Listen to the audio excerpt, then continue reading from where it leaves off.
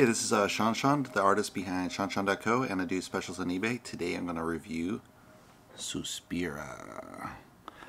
So if you don't know, this is a remake from 1977 Suspiria.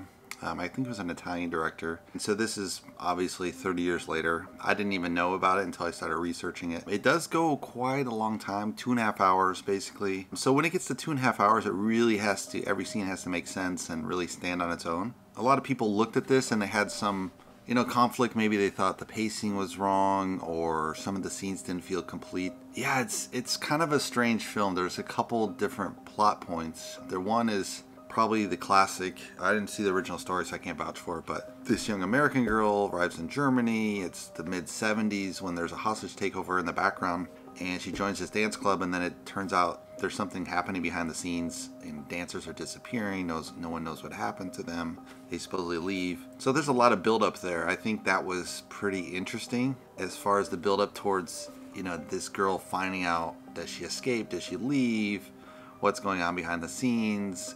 Her other friends are making investigations as well. Then there's this psychiatrist that comes along, and comes in early in the movie, and he investigates with this one girl, and she disappears, and he never sees her again. And then he gets the police to show up. They don't find anything, but it's because they're under a spell.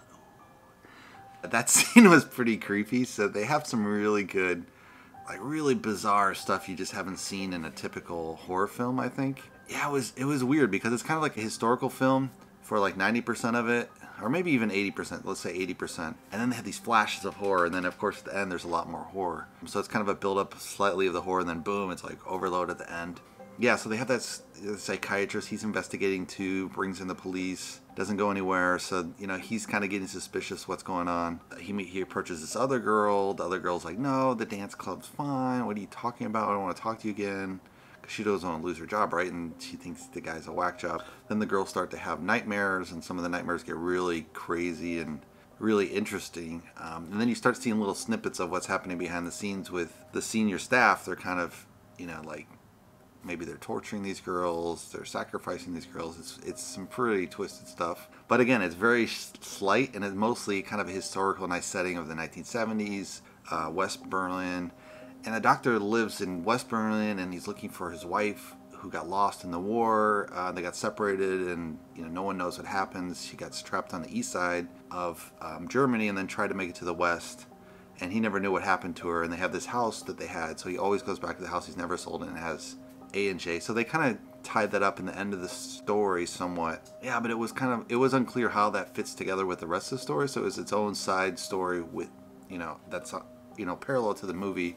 They did tie it into a little bit, one of the mothers tries to pretend to be his wife, so it tricks him a little bit, and then he becomes a witness of this one act, which seals the deal, so to say, on the final scene, basically. And it has this weird dance where they're just dancing normal kind of ballet, but then it's avant-garde ballet. It's this weird dance called folk, which is from 1948, and the sisters are all proud of it being from 1948, and then you're kind of like, what is this all about? Because it's 1948. It's literally 3 years after the Nazis have been denazified in Germany. So is this tied to some kind of weird Nazi past? Is it tied to something else? Why is 1948 this theme? And folk, as a takeoff of Volkswagen, which we all know Volkswagen, but Volkswagen, and the folk was one of the keywords of Hitler, right? Basically in his speeches he talked about the German folk, the German people, the people's car, which is Volkswagen.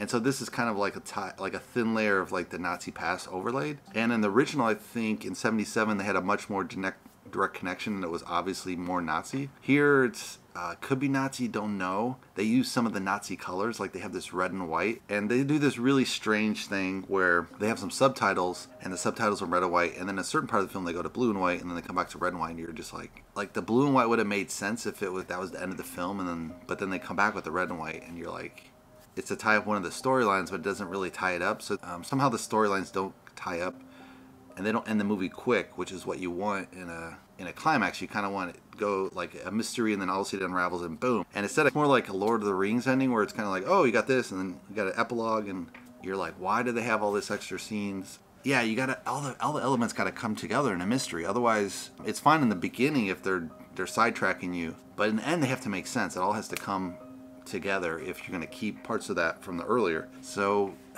yeah, that was kind of a little dissatisfying. I really liked that the fact that they did use German in this film. I speak pretty decent German, so I could follow along. I didn't really need to read all the subtitles, so that was really nice background. And there's so few Hollywood films that are actually done with any kind of foreign language nowadays. So, you know, it's kind of sad because that's what's, you know, American cinema has turned into. In like the 60s, they really had this tradition of, you know, French, German, whatever, Spanish, and they would have that up there and it'd be no problem. People would go see it, you know, as an independent film. And now it's like people are so lazy, they don't want to see anything in another language. But for me, it was like really nostalgic, and I think they got a lot of the historical sets right, so that has this nice overlay on the scenes and the costumes and the characters. So that's pretty fun. You also have the connection with the mother and the daughter, and at first you're like, is that the daughter in old age? You know, it's kind of unclear, so that's really good. I like that, the fact that you don't know where that's going, and then it turns out to be the mother and not the daughter, and then you're kind of like, you don't know why it's there, but then in the end they tie that together, so that was really nicely done. They did have some kind of dead,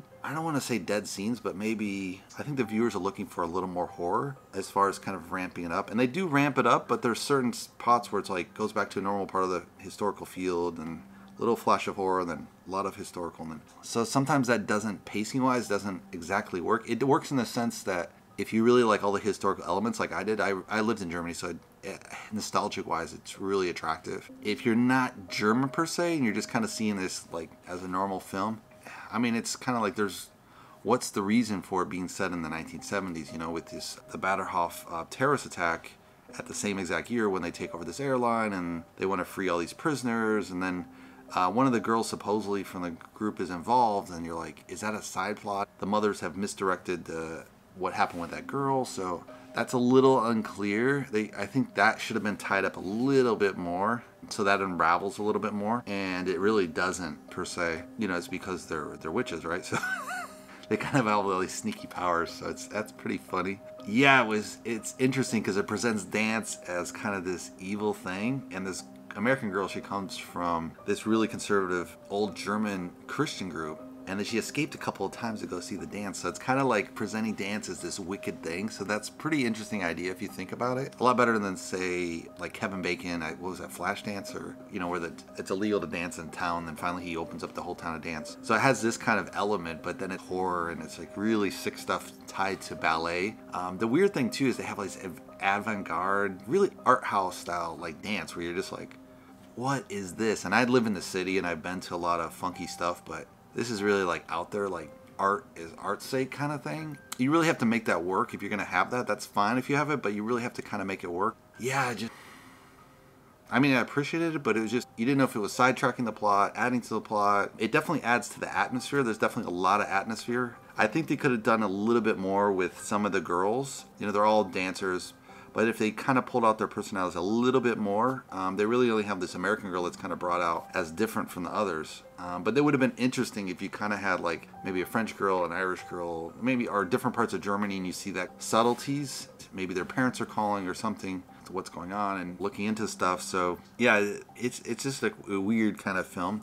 It was interesting because a lot of people, there were a few people, they definitely liked it and they clapped it in the film, which almost never happens in a typical Hollywood film. So it definitely hit a lot of high marks for a lot of people. But yeah, there are a little bit of issues in it. I don't feel like they tied everything together well. I'd say the best movie that probably tied everything together well with a lot of stuff was Lord of the Rings. It's like all over the place, and all of a sudden, boom, it all comes together, and everyone settles their piece or is killed off, but it all kind of comes together. In this movie, it's like there's two different plot lines, and then you're like, why are they in there? Yeah, so a little bit strange. You don't know if there's redemption from the mother to the daughter, and yeah, it's interesting. I don't want to say it's a hot mess, but it definitely has some issues. It's definitely really cool at the same point, so it's, other critics have said this word, and it kind of comes back together. They wanted to love it, and then there was a little bit of issues. It seemed a little cringy, and then maybe it's not, but it's, you know, really arty. So you're like, yeah, it's kind of like Black Swan was very good and spot on and just nailed it, right? And this one kind of it's a horror version of dance, so it's a really interesting take from my view. I'd never seen that, so I thought, wow, this is super cool. But again, it kind of, some of the elements just don't come together exactly right. So yeah, anyway. Hope you guys like my review. I can't think any more to say about it. If you like it, give it a thumbs up. If you want to subscribe below. And hope to see you in the next video.